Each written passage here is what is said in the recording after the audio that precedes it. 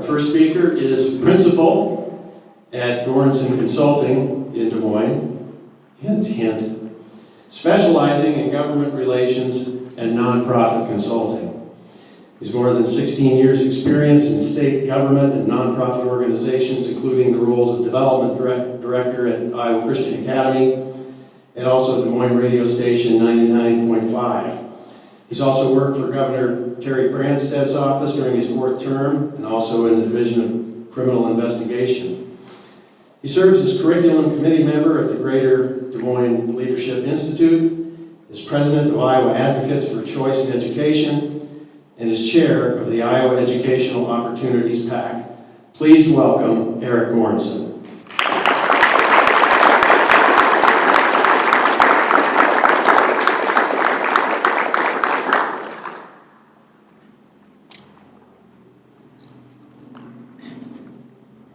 Well, good morning. I'm caffeinated and ready to go. Are you? Had my grande whole milk latte for breakfast this morning because I woke up too late to actually eat real food, and now I'm feeling a little jittery, and that probably will work out just fine for this next few minutes. All right, I think I have 20 minutes or so here, and I'm like the opening band at a concert. Every one of you is going, "Who is that guy?" I don't know, but after a few drinks, he'll actually sound pretty good. Let me see here. I'm setting a timer because I could talk about this subject all day. Yeah, my name's Eric Goranson, and whoever's working the slides can go to the next one. Hey. I'm Eric Goranson. I'm the lobbyist for the Iowa Association of Christian Schools. I'm also kind of their staff guy. I do most of their work during the summer and fall in the interim between our legislative sessions, which run January through April or May or June, whenever they decide to get out of there. And I'm also a former State Board of Education member. That's one thing I don't think is on my bio, but I've been in the belly of the education beast for a couple of years recently. I've also worked at a private Christian school here in town. I graduated from Des Moines Christian School long enough ago, and I've also been working for the last number of years on this PAC, and so I wanted to give you an overview before I even start of the School Choice Coalition in Iowa, so that when I name drop different organizations over the next few minutes, you'll know who I'm talking about. So you can actually follow along, and basically my involvement is along the left side of the page, and it's the Iowa Association of Christian Schools at the top there, and that includes the Missouri Synod Lutheran Schools, the Dutch Reformed, Christian Reformed, a lot of the independent schools. We're a very inclusive group in the sense that we include all the schools that are biblically based and believe that the scriptures say what they mean. They mean what they say. Iowa Advocates for Choice in Education is below that, and that's the lobbying wing of the School Choice Coalition in Iowa. We hire our extra set of lobbyists every year to help us out, and they focus solely on the big picture, gold standard type school choice bills. They focus on the tax credit that we have in Iowa. They focus on education savings accounts and really getting to our end game of universal school choice for all Iowans. And then below that is a committee of that is the PAC, which is an organization that frankly just raises funds to make sure that candidates, school choice candidates, have the resources they need to compete with much better funded candidates that are often supported by big national teacher union groups and others. So we want to make sure that we're helping out good candidates, making sure they're competitive. The rest of it, so in the center, is the Council of Iowa Accredited Non-Public Schools, or CIONS, and that's the governor's appointees to this committee over at the department. And the nice thing is that we pretty much get to tell them who, we pretty much get to give them options and say, well, we want so-and-so to replace us on that committee. So far, all the governors over the last 3 or 4 or 5 governors have been willing to roll with that, to make sure that we have adequate representation from all the different types of private schools around the state. And each governor's been willing to roll with it, and we appreciate that. And so that group actually goes to the department once a quarter and advises them. And what that really means is that the department pontificates for a number of hours, and we sit there and go, okay, So that's that group. They are automatically in the Iowa Alliance for Choice in Education, which is below it. And that's really the educational group in Iowa. Iowa Alliance for Choice in Education and Iowa Advocates for Choice in Education are sister organizations. They're basically one organization as far as being of one mind and working together. One does the public policy work, one does the grassroots education work in the states. But they're both Iowa ACE, Advocates for Choice in Education, Alliance for Choice in Education. And then we have school tuition organizations and the grassroots supporters down here at the bottom and on the right. And we'll get into STOs in a second. So you can switch the slide. I want to warn everybody that as you talk about education reform, a lot like other topics that are controversial, if you're going to delve into ed reform and school choice, you got to brace yourself, because there's been generations of status quo built up. Institutionalism that's scary in its size and its virulence for anyone who wants to challenge it. Most conversations surrounding education are about what's best for the adults that work in education. Everyone has an association or a union except for the students and the parents. And that's something that you have to remember when you're talking about education reform and school choice, is that what you're up against is entrenched interests looking out for adults and institutions. And one thing that we're very passionate about in Iowa and our School Choice Coalition is that we don't care what's best for institutions. We don't care necessarily about just what's best for adults. We care about educating the next generation to think, act, and discern, as Des Moines Christian School would say, in a biblically directed way from our perspective, but in general. Think, act, and discern. And that's what education is about. It's educating children. And every policy conversation we have should center around what's best for the student and what empowers the parent to make the best choice for that student. That's radical. Especially when you're up at the Capitol during the legislative session and you're talking about a budget that's over half the state budget goes towards education. That's a lot of money and a lot of people's livelihoods that you're messing with. So, if you're going to get involved in this conversation with me, which I highly encourage you to do, be prepared to get visitors. At some point, I keep telling my wife, at some point, they're just not going to put up with me anymore up there, and you're going to have to come visit me. And that could be a psych ward, that could be prison. I haven't decided yet. We'll see. I'll let you know when I get there, where I end up. You can change the slide. Why school choice? This is loaded here a little bit, and I know there are varying opinions in this room, but in reality, let's get real, all right? Whether you like it or not, and I have definite opinions on whether I like this or not, the state's going to spend money on education, and they're going to spend your money on education. And part of the reason they're going to do that at the state level, and let's be really clear, I'm talking about the state here, not the feds. The feds have, in my opinion, zero excuse for spending my money on education in Iowa. But the state has Article 9, Section 3 of the Iowa Constitution, which says, Perpetual Support Fund. The General Assembly shall encourage by all suitable means the promotion of intellectual, scientific, moral, and agricultural improvement. And although that's kind of a joke, if you really look at it in context of what's going on in our education system today, that's their justification for doing whatever they want when it comes to promoting and encouraging the promotion of intellectual, scientific, moral, and agricultural improvement in the state. It's a vague piece of language, and frankly, it helps them justify doing just about anything they want when it comes to spending on education in Iowa. So, with that premise out there, that the state in its own constitution has a vested interest in the education of its children, what are we going to do about that? If there's a one-size-fits-all institutional model right now that we don't think is meeting the needs of all students in Iowa, which, is there anyone in here that disagrees with that? Then we have to come up with a solution.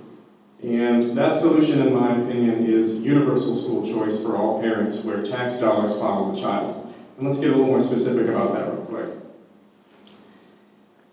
Many are concerned about the fact that school choice is going to impact negatively public schools. And this goes back to that whole instance earlier. There's a certain number of kids in the state, and so we're going to spend a certain amount of money on education every year. Is it more important that we protect buildings and associations of adults? Or is it more important that we set public policy to best meet the needs of children? And so I'm no longer, I don't argue about that anymore. That conversation is over as far as I'm concerned. You simply state that I'm looking out for kids, I'm not into institutionalism, I'm not interested in protecting your institution, I'm interested in doing what's best for kids, and if you want to move on with the conversation, I'm more than happy to. Otherwise, it's really obvious we're not going to get anywhere with this conversation. It's not worth even discussing ed reform and school choice with people who start the conversation with, this is going to hurt public schools. Frankly, it's not true. It's a different subject that we don't have time for today.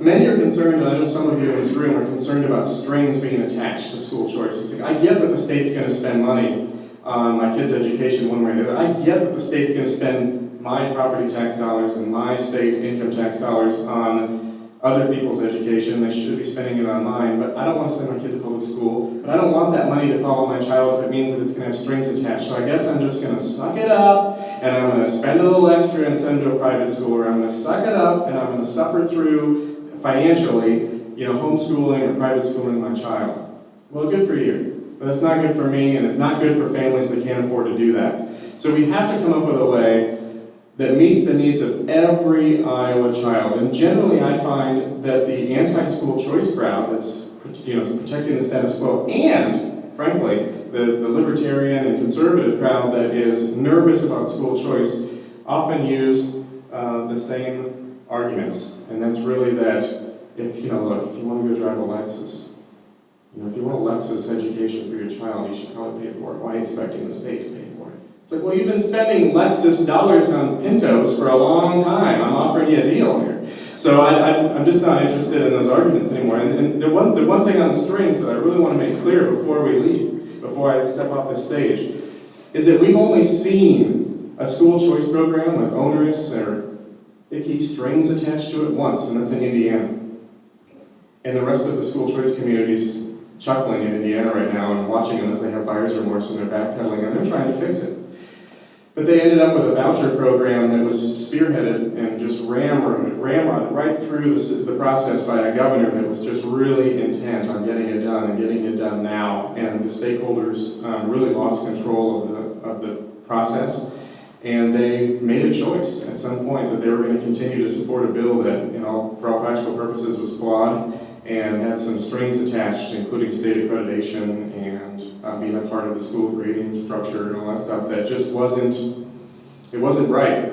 But that leads me to my point. If we have a school choice program with unreasonable requirements attached to it, it's because the School Choice Coalition failed. There's no excuse for a school choice program, universal or not, that has strings attached that are unreasonable. It doesn't happen. We haven't seen that happen. We have school choice, over 42 school choice programs around the country, including some that are very large and very inclusive and not means tested, and they do not have the kinds of strings that most people are attached to. Heck, even Europe. Most European countries have something akin to universal school choice, and very few of those programs have strings attached that would make us shudder. So the real question is are we going to let fear of possible strings prevent us from offering equality education to every child in Iowa? Or are we going to fight for a program that's just and doesn't include those strings? And I just want everyone in this room to know that our School Choice Coalition, which includes non-sectarian schools, Catholic schools, Christian schools, homeschoolers, we're all of one mind. And we've all agreed and had this conversation many times that if one of our bills, like our education savings account bill, were to have strings attached to it at some point during the process, we would work very hard to kill that bill, and we would. We would rather see that bill die during the legislative session than be passed with things that we don't like. And that's what it takes. It takes diligence, it takes sacrifice, it takes the willingness to not just pass something just to pass something, but to pass something that's worth passing.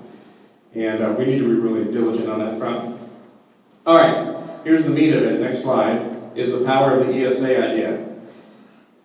Education savings accounts are basically the future of school choice in the United States. Arizona has passed this in a limited scope, and they're expanding it every year to include more and more types of students. Florida just passed the education savings account. This is a brand new idea. And let me explain briefly what the difference is. Man, I wish I could move. I don't generally stand in one place when I speak. I'm feeling like I'm freaking out here. But basically, the tax credits are the basic school choice unit. It's kind of the entry-level school choice, for lack of a better term. And in Iowa, we have a school choice tax credit. We're one of a number of states that has one. And basically it says this: you donate to a private charity, 501c3. In Iowa, it's 2 or more non-public schools getting together. You donate to this school tuition organization, and you'll get a 65% tax credit.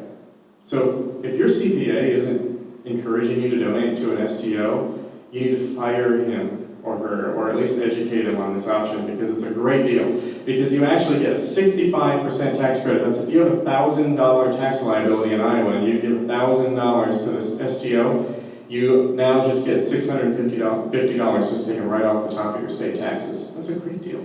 You combine that with the fact that it's deductible on your federal taxes.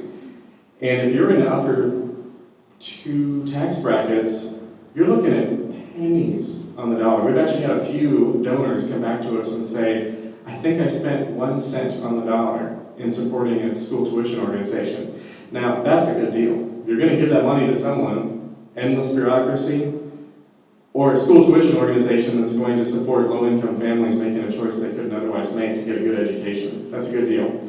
So we have thousands and thousands of students across the state that are participating in an educational option that their parents chose. They wouldn't have had that choice without this program, and we're very proud of that. Basically, that STO takes those dollars that it raises, and it scholarships students who come from families that make 3 times the poverty level or lower. So it's lower middle income and lower income families. That's the basic unit of school choice in America right now. Most states are looking at tax credits in some form. The other one is vouchers, the V word. And we don't even use the V word at the Capitol anymore. But basically what vouchers do is it basically says, yeah, your tax dollars will follow the child. And it's a great idea. There's a number of good vouchers around the country. We support those. In theory, they're great. But the problem with vouchers have been twofold. One is that it is limited, because basically the state says, if you go to this type of choice, if you go to this choice, then you can take this coupon with you and we'll reimburse you for that. That's good. Appreciate that. But it doesn't include all the other options: virtual schooling generally, homeschooling, cognitive skills training and tutoring, lots of different things that frankly your child may need, you're still not going to be able to afford. The other issue is that there's always the constitutional argument. Most private schools are religious in nature, and so these vouchers are going to predominantly religious schools, and it's states, funded religion and blah, blah. And we always win that argument, but at what cost? We end up spending all these dollars fighting these court fights that we can't avoid with a simple solution, and that's education savings accounts. And what an education savings account does, in Iowa's bill especially, I can pretty much speak for Iowa's because we just wrote it a couple of years ago and I'm familiar with it more than any other states. But basically, the state says we spend on average in each school district about $5,500 per child on their education every year. That doesn't include local property taxes, local option sales tax, appropriately called LOST, and other funds that aren't related to enrollment. But on average, we spend for general state aid $5,500. So for each child that you have in your family that you promise us this year you're not going to go to a public school, so you're not double dipping, we'll give you the $5,500 in your account, and it's kind of like a health savings account for education, except you're not putting money into it, the state is, and you just go spend money on your kid's education in the way that best meets your child's needs. And we have a list. It's not like you can just go take your kid to Disneyland every year and call that your year's education on the state dime. But what you can do is you can go pay for private school tuition, curriculum for homeschoolers in the current version of the bill, cognitive skills training, tutoring, virtual schooling. One thing we're considering is maybe a certain number of public school classes, paying tuition to the local school district for a class or two that you can't find it anywhere else. These are ideas that are not only more flexible than a voucher, not only are they more universal than any tax credit, but it avoids the whole idea that the state is somehow sponsoring religion, because we're giving you every option possible. And we're empowering parents to make choices that are way beyond a private school. And those are arguments that make it very difficult for even activist judges to look at the program and say this is a state-sponsored religious program. We've seen this in Arizona. Conservative state, not the most conservative court, and that court came down in favor of their education savings account. So we're very excited about that. Let's see how much time I have. Figures. I told Shane I was going to save him a little time, and I'm not going to. Next slide is bipartisan support. We don't suffer blind partisans in our Iowa School Choice Coalition very well. If you're more interested in being Republican than you are moving forward with school choice, we're probably not the coalition for you to work with. If you're more interested in just being conservative for the sake of being conservative, and than you are pushing forward school choice, then we're probably not the groups you should be working with. What we care most about in this issue is empowering parents to make choices for their children. And frankly, what we find are rural Republicans really struggle with school choice because they're deathly afraid of their local superintendents and think that they have more political power than they usually do. And we find that urban Democrats are increasingly very supportive of school choice organizations and school choice programs because they're starting to open their eyes and realize that everything we've tried has failed. Every dollar we increase provides us with, at best, stagnant results. And so what we're finding are that Democrats in the urban areas are increasingly supportive of school choice. What we're finding is that we're continuing to struggle with rural Republicans, although that's getting better and better. And we can't afford, as a school choice coalition, to not reach out to everyone. And that doesn't mean that we don't generally pull from conservative circles, because we do. But we're finding that our friends on the left side of the aisle are increasingly supportive of school choice, and we really need to have a gut check. One thing that we've had to do as a school choice coalition is have a real gut check and go, how are we going to treat these people and how are we going to welcome them? Because frankly, we can't do this without them. And finally, I'm going to be here for a while, and I'm going to pass around. I forgot to do it before I started. You can switch the slide here. I'm going to be around for a while, but I highly encourage you to check out our websites sign up for our email list. I've got a piece of paper back here. I'll pass it around, and feel free to sign up. We'll put you on our email list. We don't send very many out. Generally, we send out a couple during the year, and then we send out action alerts during the legislative session. That's about it. So we won't spam you, but we'd love to keep you in the loop. If you're remotely interested in school choice and true, meaningful education reform, please sign up, either on our website or on this sheet that I'll pass around. And I just appreciate your time this morning, and hopefully you're feeling a little warmed up and I haven't put you to sleep before the real speakers come. And I'm excited about school choice, and frankly, don't anyone tell you that school choice is expensive, because what we found is that universal school choice through education savings accounts is going to cost roughly the same amount as last year's education reform's annual cost. So for the cost of 1 year's education reform discussion, we can offer universal school choice for every Iowa family that reasonably is going to take us up on it, and we're excited about it. And we have lots of momentum. We had a unanimous vote to expand our tax credit in both chambers of the House 2 sessions ago, and we've had a tie vote in a democratically controlled Senate on education savings accounts. We have progress, the momentum's on our side, and we'd love it if you'd join us by staying involved, getting on our email list, and contacting your legislators when we ask you to. Thanks.